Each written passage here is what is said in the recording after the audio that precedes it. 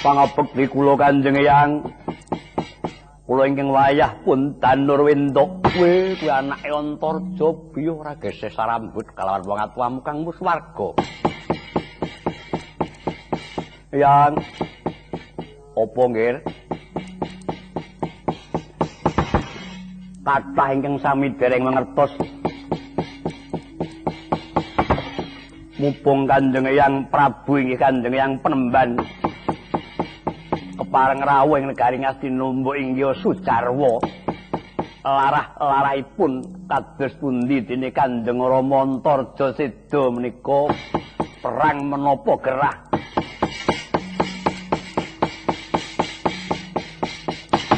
Ila piye Praguta iki takon sapa kuwi ya Moro gak ketah suwene kaya iki sing ngerti sapa iki ya. Mbok menawa ana sing ngerti amarga pancen akeh sing padha takon. Nalika ora mining Bratayuda Jaya Binangun kuwi Anantarja kok ora katon. Apa disingitke, apa lagi lara, apa wis tekaning pati. Yen disingitke ana ngendi papan dunung yen lara-lara apa yen tekaning pati mati dening sapa Praguta kowe wong tuwa mesti ngerti pengestu paduka mboten lho ora ngerti kluruk lho piyambak niki kathah ing taken jane piye to kisah Raden Antarja iki piye mbiyen kok nganti ora cetha ora ditulis piye karo kisahe Jayareja kuwi maratuwaku wis dileding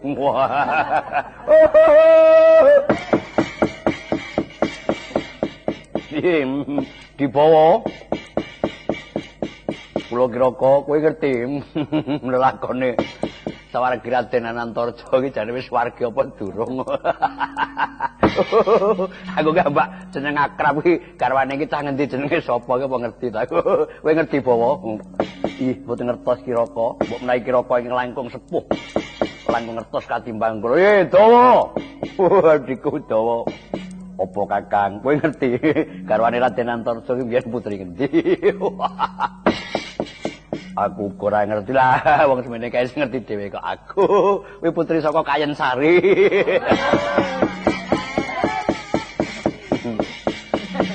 kuwi putri saka Kayen Sari putra Prabu Kramaleya Sadilan jenenge Niken Harsini waduh wah aku ki wong gerang kok syarat aku guyu nek rung diplester kok urung meneng wah tak bungkem dhewe waduh guyu weteng nganti atos mau mangan wareg bareng guyu kok luwe meneh sing nggawa sego ki sing nyanggono ora ya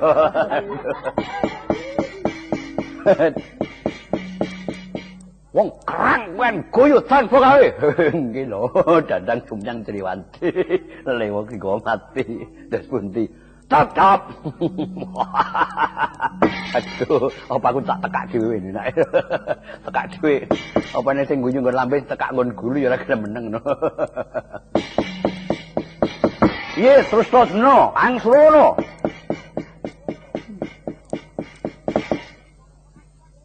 Titi mongso kapan ora ketemu karo Anantarja? Wiwit Titi mongso Kakang Prabu Ndrawati. Dados dutaning Pandhawa dhateng negari Ngastina. Hingga purnaning Bratayuda Jaya Binangun kula sepisan kewala dereng nate pinanggih. Penakanku ling sapta bumi nggih kulub Anantarja. Engko kek bali nyang Kebumen. Bocah yo lenas-lenes ya.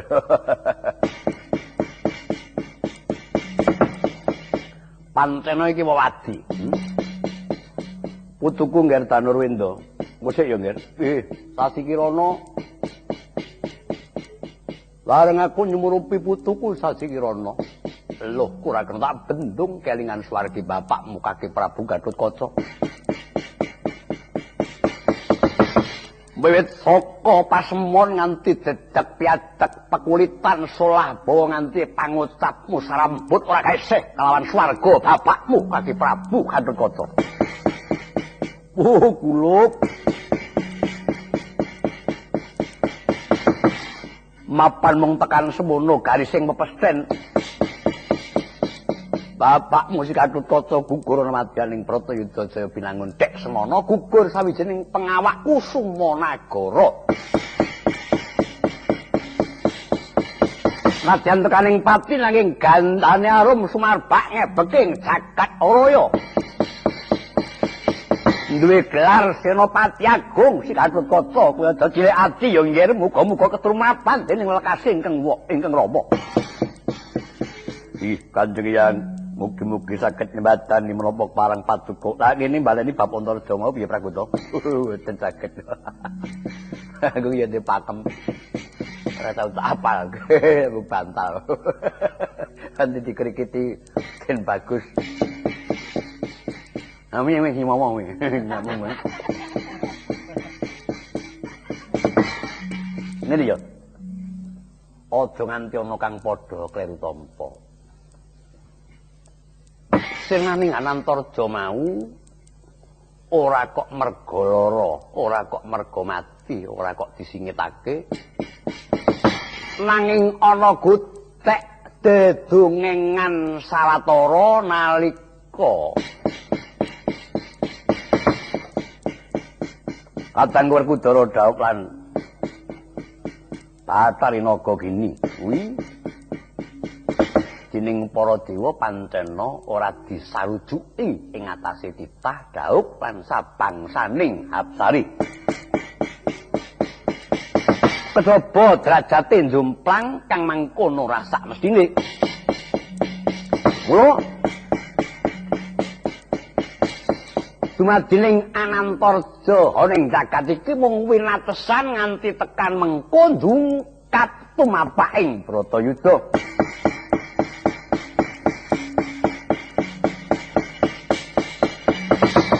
Dungkat tumapaing Bratayuda Jaya Binangun mapan si Anantarja dening panguwasa agung ing jagat wis ora dikeparengake dumadi maneh. Mulanira bali ing asale. Sugeng maneh kempalan panjenenganing para dewa linuwih.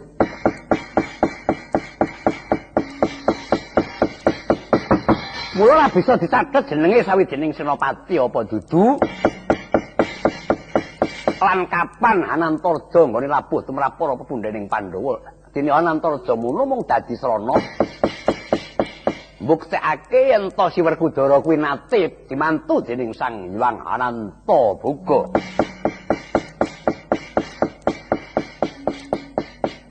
Wah, dereng cetolne kula. Urun dipun sepatane. Kirang witados nek namung ngaten kemawon. Hus. Parat iki. Karo aku kan percaya karo sawane kowe. Kok le gampang men niku. Wis jan iki isih peteng. Disung kacang itu nggih tetep peteng. Jadi kulut nggih Banurwi ndawa ngatuwamu. Awit saka pasien ing Kodrat dumadine ya kuwi uripe mung winatesan nganti ndungkat tumapaking Bratayuda Jaya Binangun. Mula jroning ramining panca bakal ana madyaning Bratayuda Jaya Binangun si Anantarja mapan wis ora ana ing Madyapada nggih. Nggih. Ngaturaken genging panuwun ngempanpu upami Kanjeng Hyang. Jeneng katlangenipun paring andaran mboten kirang cetha kula tampil. Kae bocah wis nampa wong tuwa bisa nampa. Nggih. Apa ngene wong tuwa ki pinter. Aduh, kula oleh anak kula nggih pinter anak kula. Terus sonya wonten dawuh wong Prabu dina iki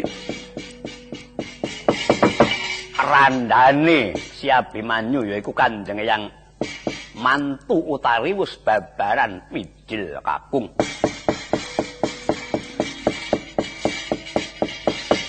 Nanging sawiji wae para punden kang padha nenggani durung ana kang wani suka tetenger marang jabang bayi jero rasak mesine.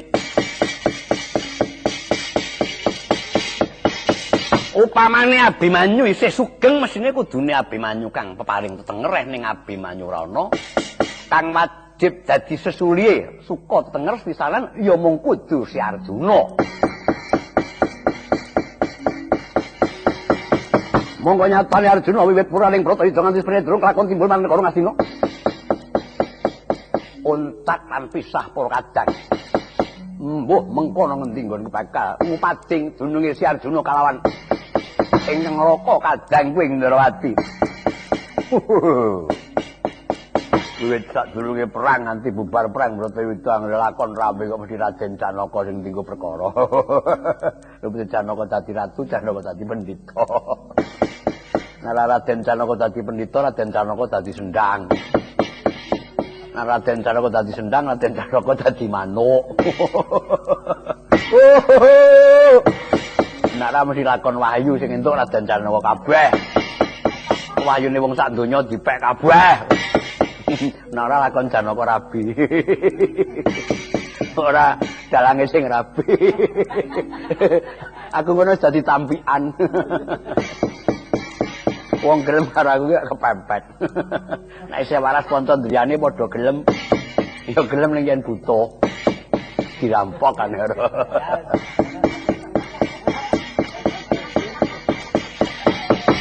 Ngiras pantes jenenge ingsun nyatake kaya ngapa baing para kawodase njaba jroning negara Ngastina usir, negara Ngastina diratoni dening Yayi Prabu Puntadewa.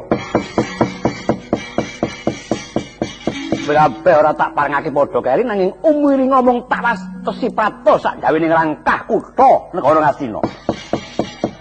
Ih, kok Prabu ngestaken dawuh, "Pro, Pro." Wonten pangliko ing dawuh, "Medha njaba kang wadya." Allah nuli, putra dateng sing ngestaken dawuh. Nedya mundur sang Prabowo. Ngundangi kanggo para prajurit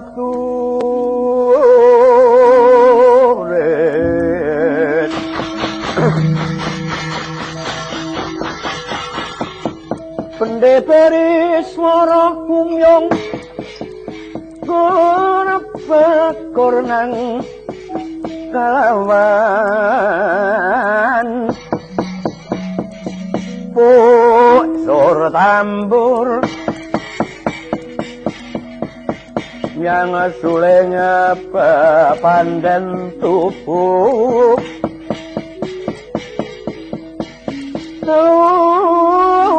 taklir dolotrian pranyoto kaboryan Astri